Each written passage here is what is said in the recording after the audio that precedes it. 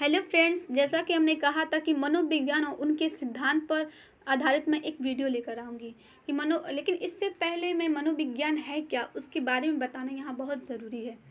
मनोविज्ञान अंग्रेजी के साइकोलॉजी शब्द से बना है, जिसमें साइको का अर्थ है आत्मा तथा लोगोस का अर्थ है अध्ययन, अर्थात आत्मा का अध्ययन।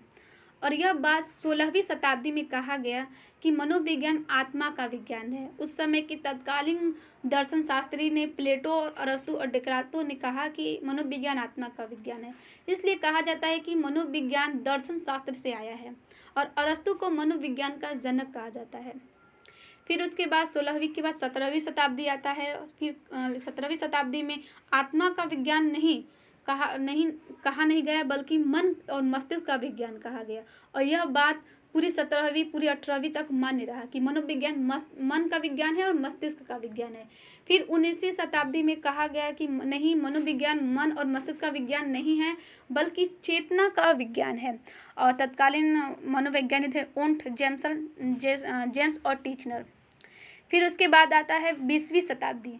20वीं शताब्दी में एक मुख्य रूप से फेमस मनोवैज्ञानिक साइकिस्ट आते हैं कि उन्होंने कहा कि वाटसन महोदय कहते हैं कि मनोविज्ञान चेतना का विज्ञान नहीं है, बल्कि व्यवहार का विज्ञान है। वो अपने एक परिभाषा, एक कोटेशन में उन्होंने कहा है कि मनोविज्ञान मूल रूप से व्यवहार पर ही आधारित है। और वुडवर्थ, स्किनर, मैकडूगल, थॉर्नडाइक ने भी इस बात को सराहा और उन्होंने भी व्यवहार का ही विज्ञान मनोविज्ञान को माना। और मनोविज्ञान की इस तरह से कई शाखाएं निकली। मनोविज्ञान को दो टाइप में विभाजित किया गया, सामान्य मनोविज्ञान और असामान्य मनोविज्ञान। और सामान्य मनोविज्ञान शिक्षा मनोविज्ञान, और शिक्षा मनोविज्ञान में बाल मनोविज्ञान। और बाल मनोविज्ञान में एक शिक्षक के लिए बाल मनोविज्ञान का अध्ययन या पूर्ण ज्ञान होना जरूरी है, क्योंकि आज की जो शिक्षा है बाल केंद्रित शिक्षा है। और जो मनोविज्ञान है मुख्य रूप से व्यवहार पर आधारित है। तो एक बालक का व्यवहार को ध्यान में रखते हुए बालक को केंद्र में रखकर उसको शिक्षण दी जाए, ताकि एक भारत का एक अच्छे नागरिक बन सके। और फिर उसके बाद हम आइए अब पॉइंट को देख लेते हैं। तो सबसे पहले कोहलर महोदय।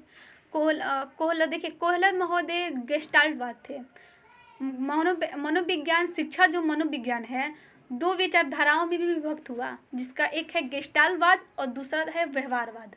और गेस्टाल्टवाद में कोहलर महोदय मुख्य हैं। और कोहलर महोदय ने सूझ का सिद्धांत दिया, अंतर्दृष्टि का सिद्धांत दिया, सूझ और अंतर्दृष्टि का सिद्धांत दिया। और उन्होंने अपना प्रयोग एक वनमानुष में किया, जिसका नाम था सुल्तान, एक चिंपैंजी था। और इन्होंने सन 1912 ईस्वी में अपना अध्ययन किया। उसके बाद आते हैं थॉर्नडाइक ने प्रश्न एवं त्रुटि का सिद्धांत दिया। और इन्होंने अपना प्रयोग एक बिल्ली पर किया, और इस सिद्धांत को आर्य सिद्धांत भी कहा जाता है। इन्होंने एक बिल्ली पर 1913 में अपना सिद्धांत दिया। और इस प्रश्न एवं त्रुटि के सिद्धांत को भूल का सिद्धांत भी कहा जाता है। और ये एक अमेरिकी मनोवैज्ञानिक है। हाँ, और कोहलर ये जर्मन मनोवैज्ञानिक थे। नेक्स्ट है पावलाव ने अनुबंधन का सिद्धांत दिया, और इन्होंने अपना प्रयोग एक कुत्ते पर दिया और सन 1904 में अपना प्रयोग दिया। और सन 1904 में उनके इस प्रयोग के लिए नोबेल पुरस्कार भी दिया गया। और ये रूसी मनोवैज्ञानिक थे। और इनका जो एक दूसरा सिद्धांत का नाम है वो है, बहुत फेमस नाम है, क्लासिकल अनुबंधन का सिद्धांत या शास्त्रीय अनुबंधन का सिद्धांत। नेक्स्ट है स्किनर ने क्रिया प्रसूत तोप का सिद्धांत भी दिया, और इस सिद्धांत को आर्य सिद्धांत भी कहा जाता है। और इन्होंने 1938 में अपना प्रयोग एक चूहे पर दिया। और फिर उसके बाद 1943 में 5 वर्ष बाद अपना प्रयोग उन्होंने कबूतर पर भी दिया। और एक अमेरिकी मनोवैज्ञानिक थे। और इस सिद्धांत का दूसरा फेमस नाम है नैमित्तिकवाद का सिद्धांत। नेक्स्ट है हल महोदय ने अपना प्रयोग चूहे और बिल्ली पर दिया। और इनके मुख्य रूप से जो सिद्धांत है थॉर्नडाइक के सिद्धांत पर ही आधारित है। ठंडाई के सिद्धांत पर यह आधारित है और इनकी पुस्तक का नाम है प्रिंसिपल ऑफ बिहेवियर। और इस सिद्धांत के जो दूसरा नाम है सबलीकरण का सिद्धांत। नेक्स्ट है ठंडाई।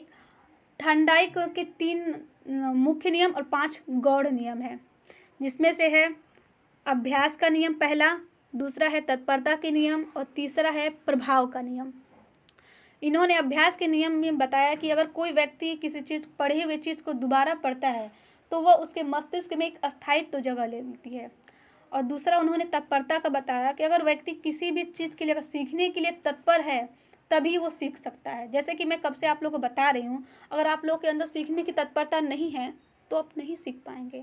तो सीखने के लिए तत्परता को उन्होंने मुख्य रूप से बताया। और तीसरा इन्होंने कहा कि प्रभाव का नियम। प्रभाव का नियम को उन्होंने संतोष और असंतोष के नियम से भी बताया। नेक्स्ट देख लेते हैं गुथरी। गुथरी ने समीपता का सिद्धांत बताया और जीन पियाजे ने विकासात्मक मनोविज्ञान। विकासात्मक मनोविज्ञान के जनक कहे जाते हैं। और इन्होंने संज्ञानात्मक विकास के 4 सिद्धांत को बताया और इनके सिद्धांत का नाम है संज्ञानात्मक विकास का सिद्धांत। और सबसे मोस्ट इम्पोर्टेंट ये है कि जीन पियाजे विकासात्मक मनोविज्ञान के जनक कहे जाते हैं और ये उनके सिद्धांत का नाम है संज्ञानात्मक विकास का सिद्धांत। और इनकी विकास के 4 अवस्थाओं को इन्होंने बताया है। फिर नेक्स्ट है वाइगोत्स्की। वाइगोत्स्की ने सामाजिक विकास का सिद्धांत बताया। फिर नेक्स्ट है कोहलबर्ग। कोहलबर्ग ने नैतिक विकास के सिद्धांत को बताया। ये जितने भी सारे हैं बहुत इम्पोर्टेंट हैं, मैं उन बहुत महत्वपूर्ण जो लगे हैं मैं यहाँ पर लेकर आई हूँ। और मैं जो अगला नेक्स्ट जो वीडियो रहेगा इन्हीं पर सारे पर आधारित रहेंगे। तो मिलते हैं नेक्स्ट वीडियो में। वीडियो अगर अच्छी लगी है तो प्लीज़ लाइक एंड सब्सक्राइब करना बिल्कुल ना भूलें। और शेयरिंग करना तो बिल्कुल ना भूलें, बिल्कुल sharing is the best of learning. Okay bye.